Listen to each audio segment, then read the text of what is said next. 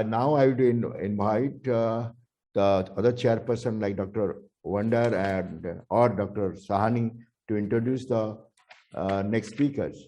Good evening, everybody. The next talk is by Professor Navin Nanda. He will be speaking on what is new in echocardiography for heart failure evaluation in HFpEF and HFrEF population. You all know Dr. Nanda is the father of echocardiography. Dr. Nanda, please, sir. Thank you very much, Dr. Sahani. It's a great honor and pleasure for me to be participating in this very prestigious meeting, which has been organized by Dr. Girijanandan Mahapatra, who is really the pioneer of nuclear cardiology in India and a great organizer of many conferences and congresses. So I'll be speaking when it comes to heart failure ejection fraction in patients with normal LV ejection fraction. These are the guidelines which are recommended by the American Society of Echocardiography. Number one is to look at the average mitral E to E prime ratio more than 14, septal E prime velocity less than 7 centimeters per second, or lateral E prime velocity less than 10 centimeters per second. Number three, tricuspid regurgitation velocity greater than 2.8 meters per second, and large LA volume index greater than 34 mil per meter square.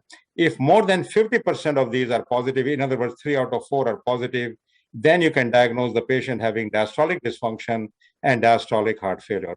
If less than 50% positive, then they have normal diastolic function. But you have an indeterminate set in between when only 50% of the patients are positive, and that is where the limitation of this guideline is. So there is some limitation of these guidelines in diagnosing LV function, heart failure with preserved ejection fraction. So what has happened in 2018, about 4 years ago, Yogesh Reddy from Mayo Clinic did a study. He looked at 100 patients, consecutive patients with unexplained dyspnea, and studied them by cardiac catheterization. And 39 of these patients were actually controls with non-cardiac dyspnea. And what he found statistically when he analyzed the results, he could come up with actually 6 criteria here: body mass index greater than 30 kilograms per meter square, 2 or more antihypertensive medicines, paroxysmal or persistent atrial fibrillation, age greater than 60 years.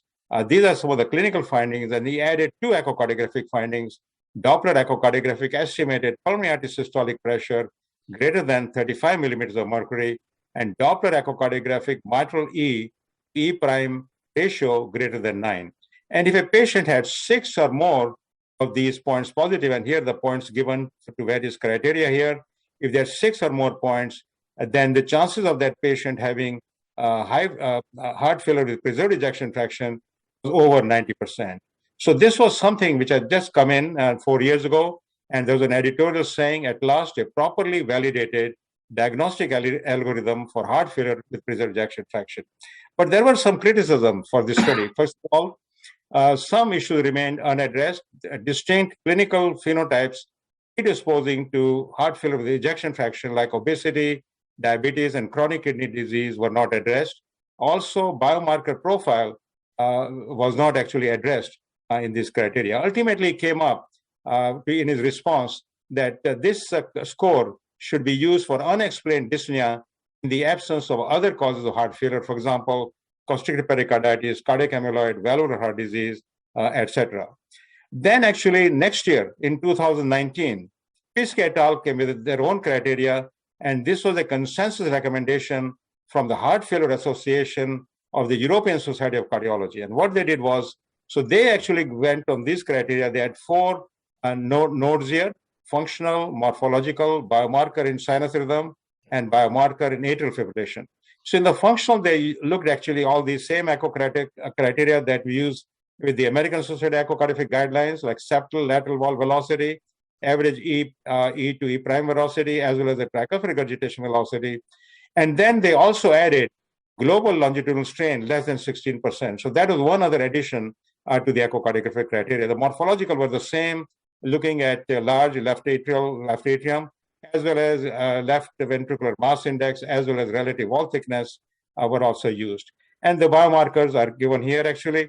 And then if 5 points or more of these, the major criteria went for 2 points, minor went for 1, and each node here had only actually, you could only use 1. If there were 3 points here, you could only use 2 points.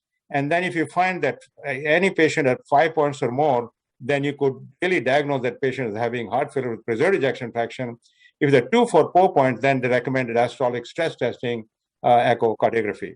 So ultimately what they said was to, first of all, go for clinical assessment in these patients compatible with heart failure with preserved ejection fraction, use the standard diagnostic tests like ECG, peptides, X-ray echocardiography, and then use their score.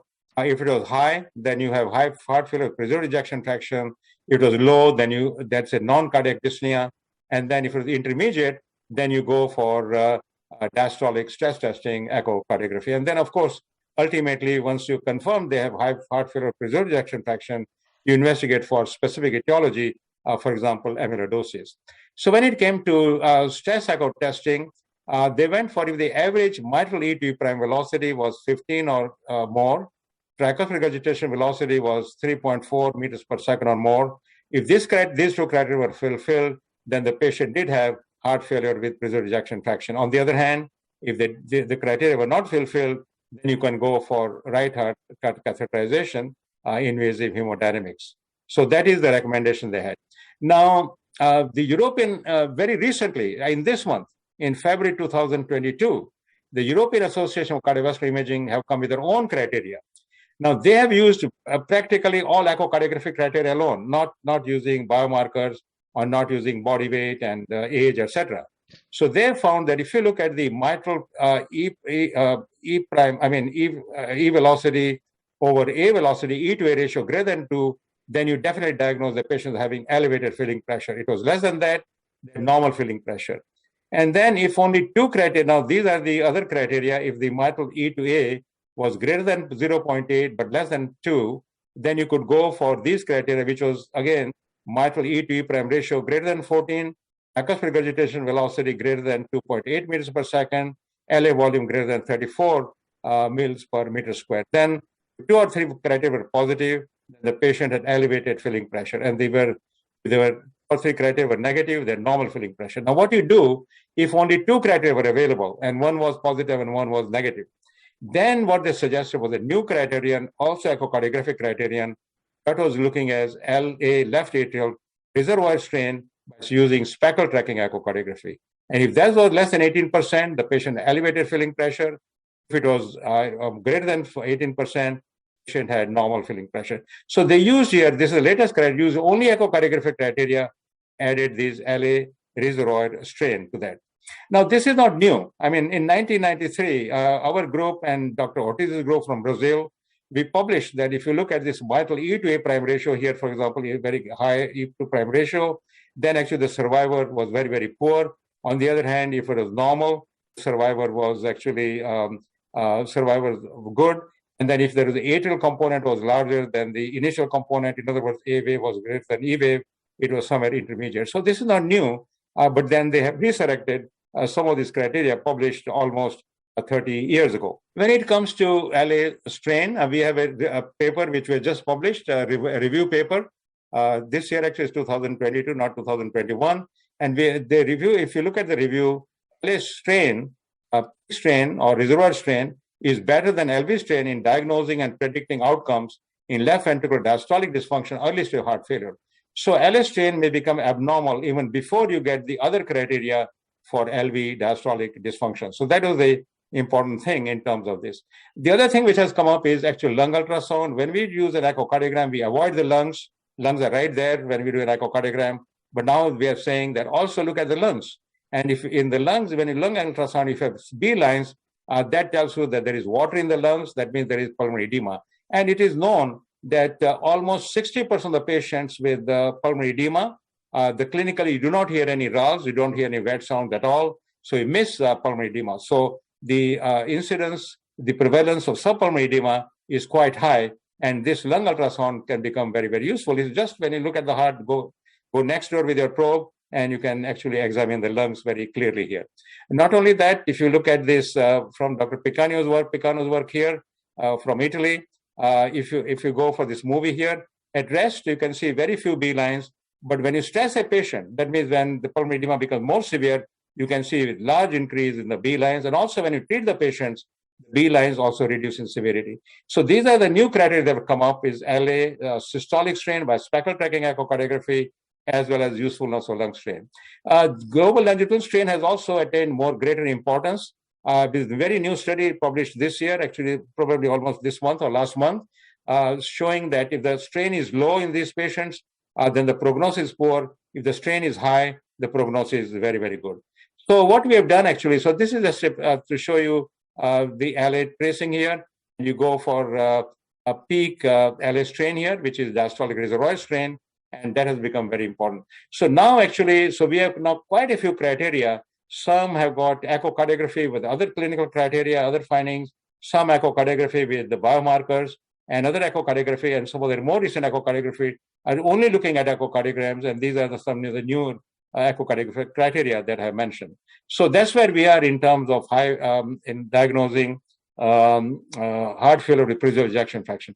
As far as the reduced ejection fraction, I think Dr. Monroe already pointed out that SGLT2 medications, they can treat over the whole great range of ejection fraction, except when the ejection fraction is greater than 60%, then those are not very valuable. So, but this does not diminish the importance of ejection fraction. It just tells you that some of the medications will work at different ejection fractions. Thank you very much for your kind attention. Didn't want to take more than 15 minutes here. Thank you again. Thank you, Dr. Grijanan Mahapatra, for inviting me, and Dr. Soni for chairing the session.